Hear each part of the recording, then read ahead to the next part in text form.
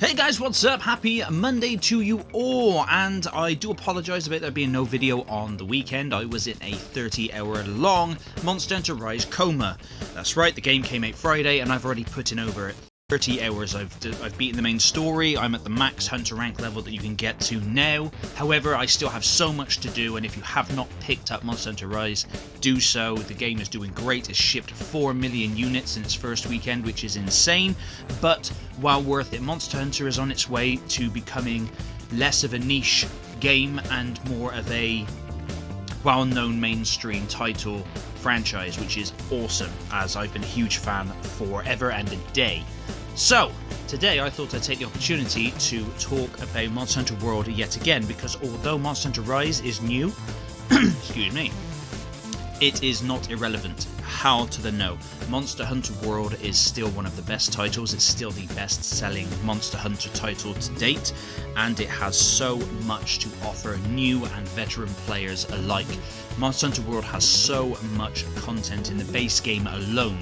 Not to mention, if you obviously like the first one and you want to get yourself the Iceborne DLC, you've got so much content, so many monsters, so much armor to craft, side quests to do, fishing, bug collecting, whatever you'd like to do in the game.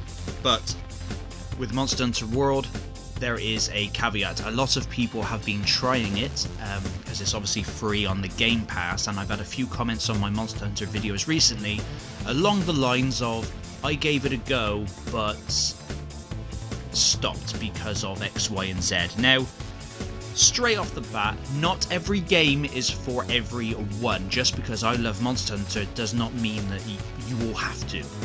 You not liking it does not make you wrong. However, if you still have an interest in playing the game and you stopped for some reason, it's probably because the game it does require time, and I admit that. The game did not click with me when I first bought it. I picked up the PSP version just before the PlayStation 2 version, and I liked the idea and the premise. However, it took some getting used to with the controls and the fact that the combat is deliberate, the way the combat is done. Yes, it can feel clunky, but it's not. Once you actually understand it, it's that you have to, once you start an attack animation, you have to see it through, you have to follow that animation through, and you can be attacked or knocked on your ass whilst you're doing it.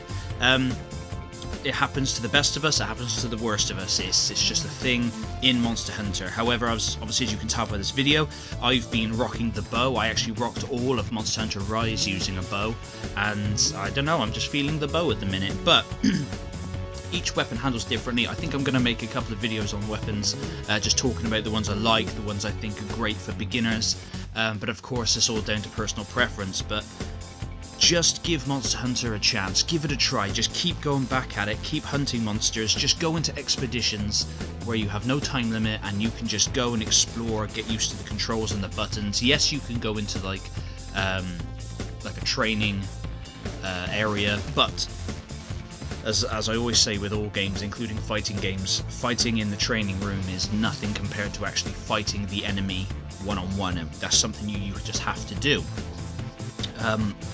Yes, it can be difficult. Yes, it does get very difficult when you get to the higher end of the quest lines as you rank up and you unlock more as you progress through the story. The game will get progressively harder. However, it also scales to the amount of hunters you have. So if you're on your own, it won't be as difficult, but if you have 2, 3, 4 of you, it scales up in difficulty depending on how many hunters are there. Now don't get me wrong, there are some monsters like the Diablos or the Nergigante which will absolutely wreck you. I fought God knows how many Nergigantes to get the armor, and you just learn.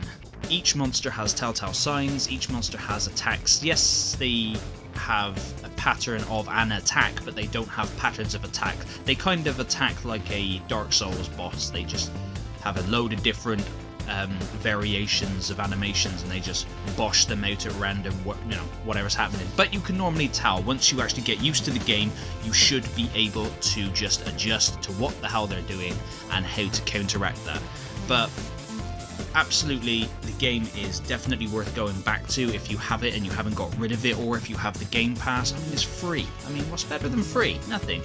And yeah, don't think for 1 minute that just because Monster Hunter Rise has come out that Monster Hunter World is now discarded and no one cares about it. That is absolutely not true. Not everybody has a Nintendo Switch, and if you haven't got one, oh man, get one, they're amazing. But of course, like, there are some things Rise does better than World, but there are many things that World does better than Rise. Now, I can't capture footage directly from my Switch at the moment, otherwise I'd have a review up, but I'm gonna find a way of maybe just using the Monster Hunter Rise game trailer and the official Nintendo stuff. Obviously I just mute the audio so Nintendo don't rape my ass, and then just do my review over that. Maybe that'll work. But the only downside with Monster Hunter Rise at the moment is that there's no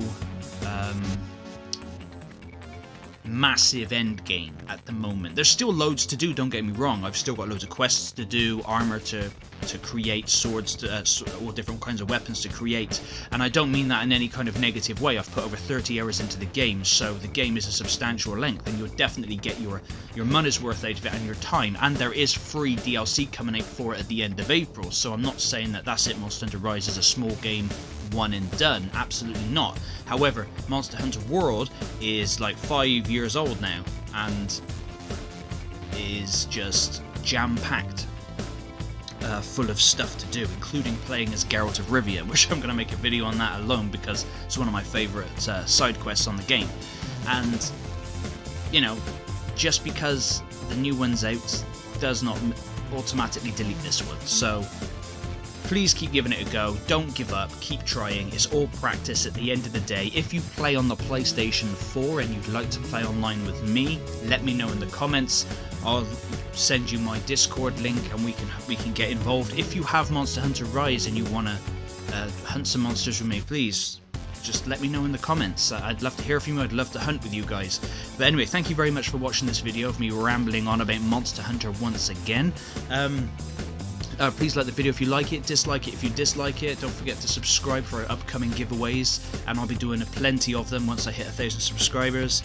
And yeah, thank you very much for watching, and until next time.